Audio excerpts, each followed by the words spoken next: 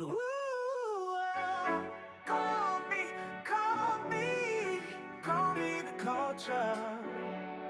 Culture, the culture, ooh, the culture, ooh. It's the $1 Million Voice, megamills.com. Too much to say. Just call me the culture. I'm here today with Johnny Hickey. Hold on, the Johnny Hickey, the guy that made Methadone Mile. Every town has one, but Johnny figured out a way to capture the storyline and share it with the world that may not be familiar with this type of life that goes on a day-to-day basis. Johnny, just say your name for the audience and just give them a little quick Johnny background on. Hickey, as you said, the Johnny Hickey on social, so I definitely go by that. Grew up in Boston, Mass, Charlestown, Bungie Hill Projects to be specific. Had a crazy adolescence, was involved in the street life for a while, had a near-death experience, turned my life around, made a movie about it called Oxymorons, my first film. Yep, I saw that one. Had a lot of success with that, made it to Netflix, which kind of launched my career as a first-time filmmaker. Yeah, you made it to Netflix, right? Like, how crazy is that? Regular people don't really make it to Netflix. No. How much work went behind doing all that? You know, God, whatever you believe in, I believe in God, call it what you will, the universe, everybody is entitled to their own beliefs.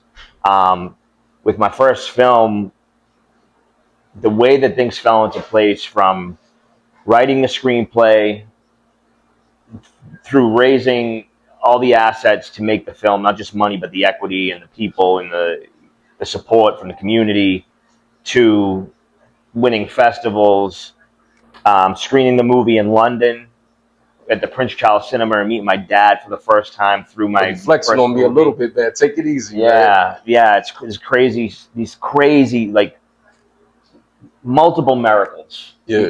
Where you can't deny. It gets to a point where you can't deny. One thing could be coincidental, but there's this again abundance of things where all these things are happening, and then all of a sudden Netflix wants your movie. They're going to take it, they're going to license it, and they're going to put it out to their audience.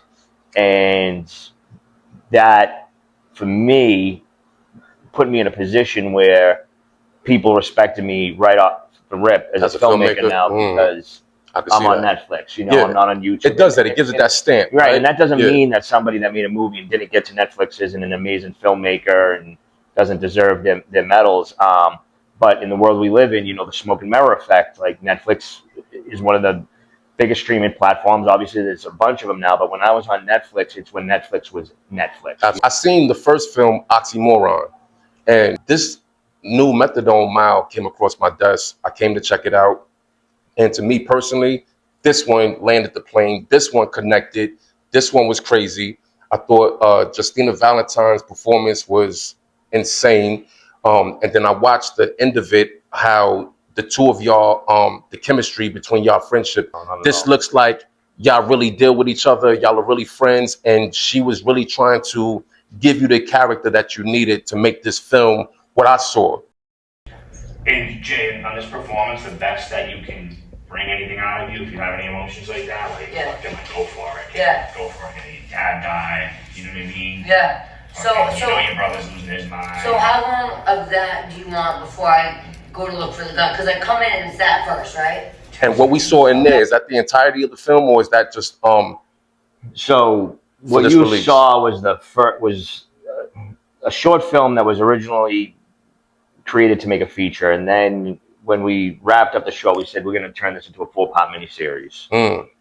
By the time I was able to adjust into the next project from that project a year later, I decided to leave Methadone Mile. I felt like that subject was oversaturated on the news and YouTube documentaries, and people knew about it, and I just felt like enough time had passed where I needed to go to the next version of what is the real problem here. All right, so what's bigger than Methadone Mile, especially after I went out to Philadelphia, see Kensington, and see that this is going on everywhere, right? And it's the press pill epidemic. It's the innocent people that are dying from fentanyl overdoses because they're getting these pills that at a party that they think are an Adderall or a Xanax or whatever it is, and they have no idea that they're doing fentanyl because people order them online, however they're getting them.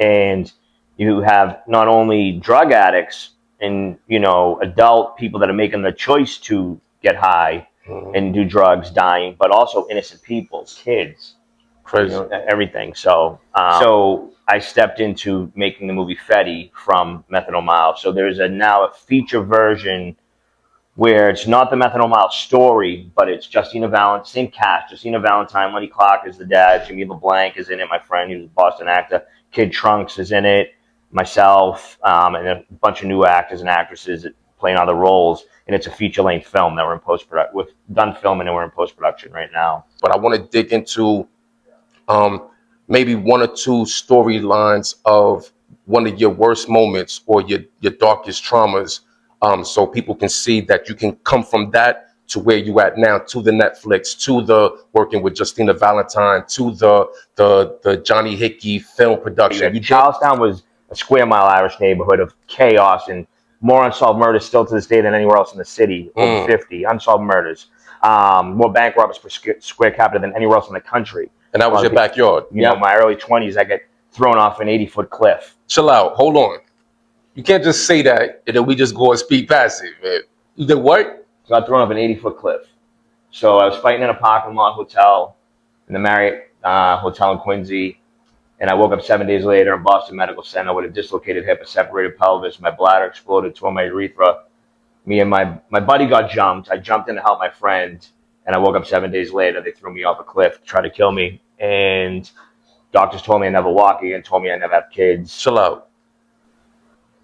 Yeah.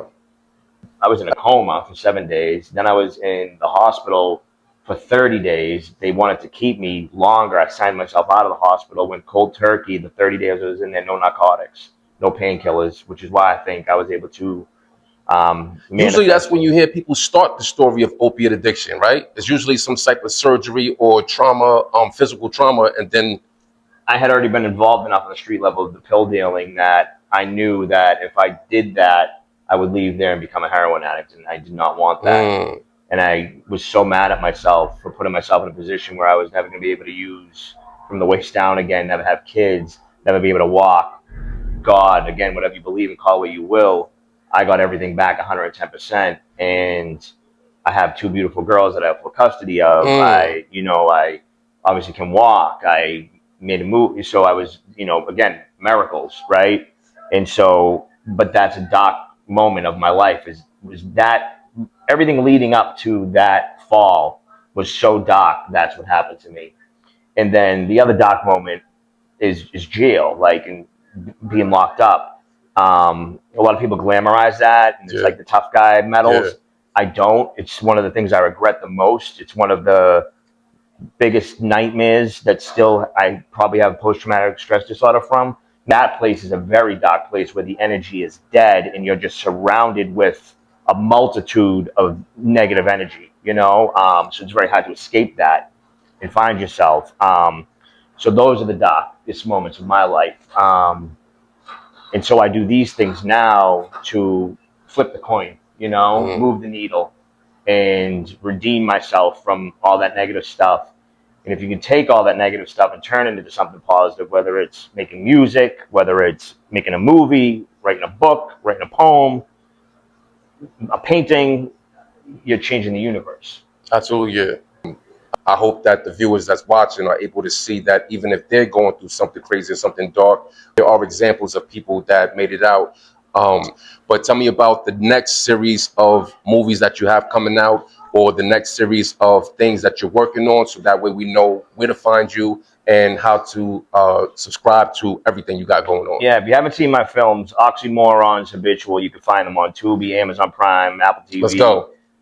Roku, anyway like that.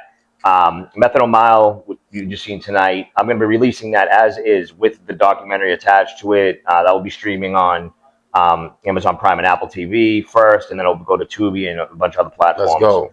Fetty is in post-production right now. That's my feature-length crime drama. That's the banger. That's something I'm probably like the most proud of at this moment of my filmmaking career. We'll be doing theatrical screenings of that this summer, and then it's going to find a home whether it's the same streaming sites where everything else is now, or Mhm. whether it's Netflix or Paramount. The opportunities are endless for this one. Absolutely. So there's a lot of things attached to it to help it kind of grow and get itself out there. Well, listen, man, I'm gonna do my part to definitely share and follow and like and subscribe and get the word out to my audience. Just one more time before we head out, just let them know where they can find you at. Find me on Instagram, all social media. I'm really on Instagram the most. That's kind of like where I hang out the most as far as social media goes. I don't spread myself too thin. The Johnny Hickey, JohnnyHickey. Oxymorons, Habitual, two films I'm very proud of that are out there right now in the streaming platforms of Tubi, again, Amazon Prime, Apple TV, Roku. Just search it, you'll find it. Yeah, and I'll be pumping up more places. You heard it here. It's the $1 Million Voice, megamills.com. Too much to say. Just call me the culture. The Johnny Hickey. Thank you for having me.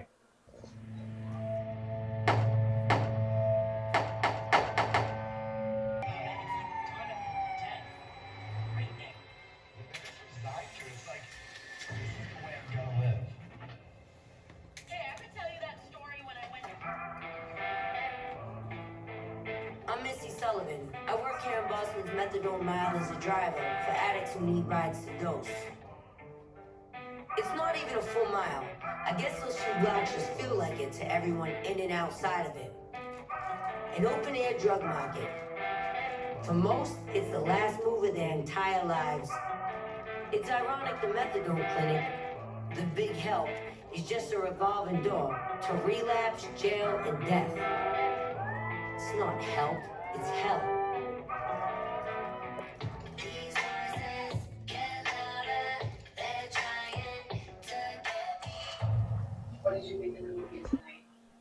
So, usually when I see local films, I don't feel like it's the same as the big movies that we go to watch, right? So, I try not to judge it in comparison to something that has $1 million budget.